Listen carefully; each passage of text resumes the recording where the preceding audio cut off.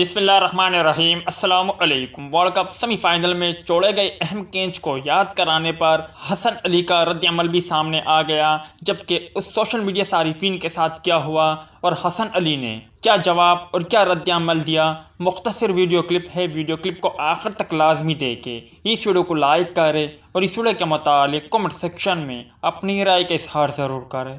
قومی cricket team کے fast bowler Hasan Ali نے 2021 کے T20 ورلڈ کپ کے سیمی فائنل میں آسٹریلیا کے خلاف میتھیو ویڈ کا اہم کیچ یاد کرانے والی سوشل میڈیا صارف کو جواب دیا۔ ان دنوں Hasan Ali English county league کھیلنے میں مصروف ہے۔